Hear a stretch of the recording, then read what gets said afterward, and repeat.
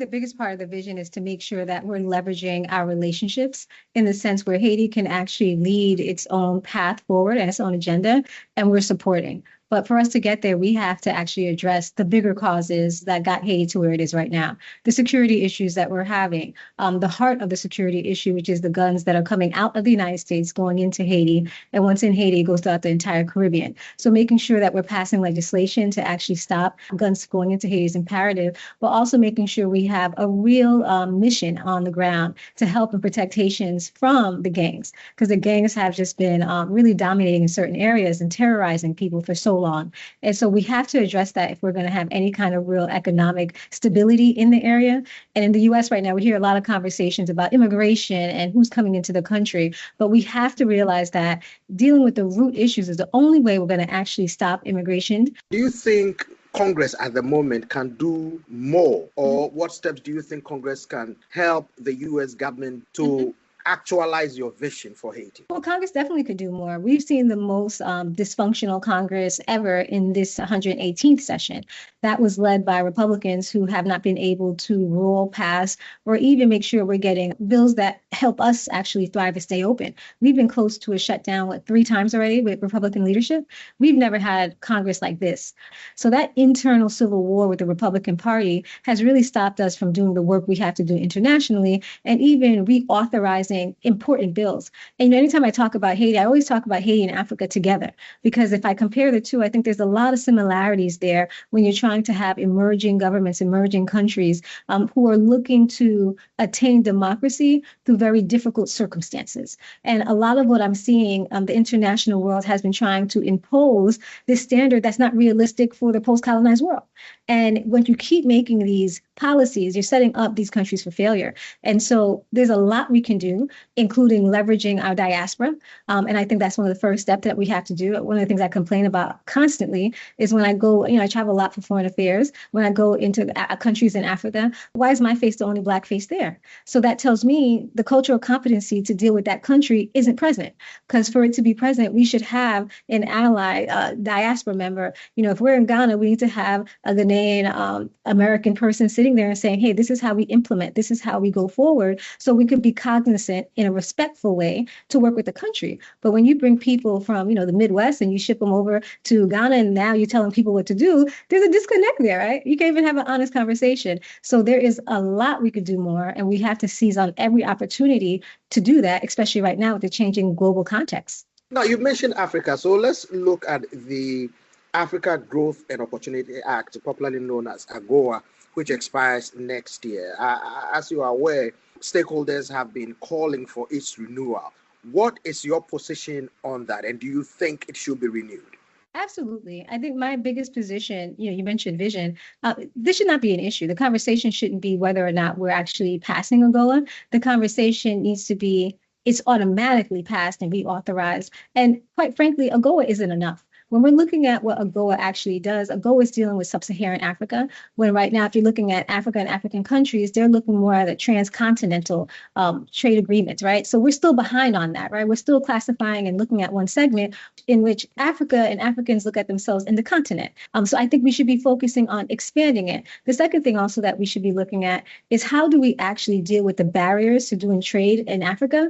And those barriers, every business I talk to, it's always about the hesitation about financial instability, right? So we have to deal with that barrier realistically. And I'm happy to say that this administration has made sure that DFC was able to invest in Africa and provide loans and funding up 60%. That's a huge increase, right? Because that is a barrier. A second thing that we have to do to kind of make people a little less anxious when dealing with Africa, because the funding sources sometimes might be tough, we also have to incentivize companies to not just work with Africa in one state. What that means, traditionally, you'll see people who want to go do work in Africa, and they always look at it from an AIDS lens, right? What aid could we bring to Africa? When you're looking at the 1.6 billion people who are in Africa and the commodity of being like $2.7 trillion, we have to encourage American companies to do business in Africa and actually go into different segments. Are you saying that Africa should be seen as a priority? Because critics have said that it appears that Congress has not really stepped up its game to ensure that Africa is a priority on its agenda. Absolutely. I think Congress has been stifled, as I mentioned, because of dysfunction with the Republican Party. But let's look at what the administration has been doing. The administration has been taking every opportunity to prioritize Africa. Even right now, making sure that African Leadership Summit is that annual event that's going on. These are the things that I believe that if we're saying we're prioritizing Africa, then there should be no conversation, right? It should be every year we know that there's the African Leadership Conference and that's going to be going on. And our only question should be, how do we make it better from last year? What lessons have we learned from last year? These trade agreements, like I said, it shouldn't be why are we hesitating. It should be here is a better trade agreement, and we're even sending people into different areas of trade. And like I said, right now, most of the conversations we're having when it comes to the United States, number one, security. And that security conversation must have Africa at the forefront. Climate change. I live in Florida. We see it every single day. And if we're talking about reducing emissions, what do you think you're going to get the resources to actually have the battery power? You're not getting it in Europe. You're not going to get it in the Indo-Pacific. You're going to get it in Africa. So how are we having these conversations and not putting Africa first? That's the issue that I'm having, and that's what we're fighting for when it comes to change. Now, I'm happy that the administration has been working with us, but without us actually having both chambers, I think we're going to continue to see a lack. So, Congressman, what, in your view, do you think the U.S.-Africa trade relations should look like beyond AGOA? I think it should be leaning more towards the future of the entire free world. Right now, like I said, we're focusing on markets that, they're necessary markets, but there's a bigger conversation going on.